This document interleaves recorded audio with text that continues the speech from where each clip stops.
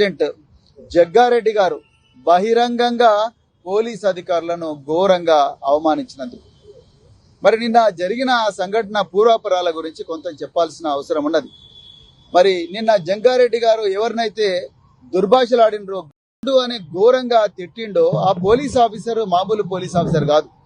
ఆ శివకుమార్ యాదవ్ అనే police officer 2009వ సంవత్సరంలో ఉగ్రవాదులు, అది మరి ముఖ్యంగా under world dance, mafia dance ఎవరైతే ఉన్నారో ఆ మాఫియా డాన్స్ హైదరాబాద్ నగరంలో తిరుగుతూ ఉంటే వాళ్ళు పోలీసుల మీద దాడి చేస్తే ఎదురుగా కాల్పులు జరిపి ఈ రాష్ట్ర ప్రతిష్టను పెంచిన ఒక మంచి ఆఫీసర్ శివకుమార్ యాదవ్. ఆయనకు భారత రాష్ట్రపతి గ్యాలంటరీ మెడల్ ఇచ్చారు. అంత మంచి రెప్యుటేషన్ ఉన్న ఒక అధికారిని, చట్టం ప్రకారం డ్యూటీ చేస్తున్న అధికారిని పట్టుకొని TPCC working president ex MLA Sangareddy Jaggareddy ఘోరంగా అంటే ఘోరంగా అవమానించిండు. మరి సంగారెడ్డికి పోయింది జగ్గారెడ్డి, ఆయన సంగారెడ్డి ఎక్స్ఎమ్మెల్యే కావచ్చు, కానీ జగ్గారెడ్డి మామూలుగా పోలేదు. జగ్గారెడ్డి ఇక చూడండి, జగ్గారెడ్డి రౌడీ షీటర్లను వెంబడేసుకొని పోయిండు. ఈ బ్లూ సర్కిల్లో ఉన్న వ్యక్తి రౌడీ షీటర్ అబ్బాస్ అనే ఒక రౌడీ షీటర్. ఇగో ఆయన ఇన్స్టాగ్రామ్ పేజ్ చూడండి, అబ్బాస్ రౌడీ అని రాసుకున్నాడు.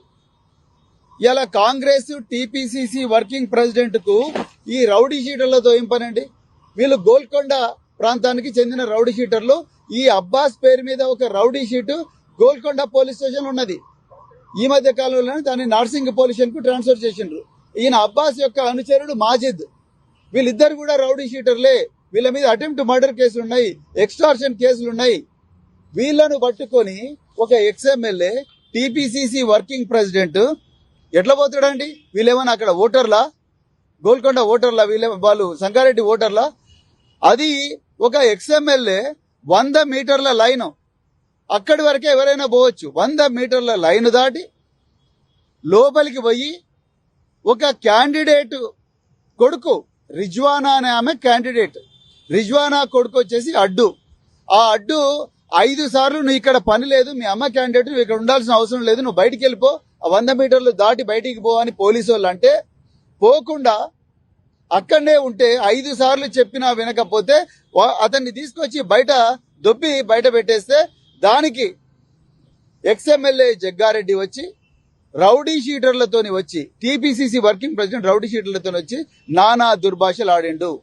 మరి ఎందుకు నేను ఇవాళ అడుగుతున్నా పోలీసు వాళ్ళను, ఎందుకు రేవంత్ రెడ్డిని అడుగుతా ఉన్నా, మీ హోం మంత్రిత్వ శాఖలో ఉండే పోలీసు వాళ్ళను ట్రీట్ చేసే విధానం ఇదేనా? వాళ్ళ మీద జగ్గారెడ్డి మీద అప్పటికప్పుడు సోమోటో కేసు ఎందుకు పెట్టలేదు? జగ్గారెడ్డిని అప్పటికప్పుడు గల్ల పట్టుకొని పోలీస్ స్టేషన్ ఎందుకు పడేయలేదు? ఆ రౌడీ షీటర్లను పోలీస్ స్టేషన్ ఎందుకు పడేయలేదు?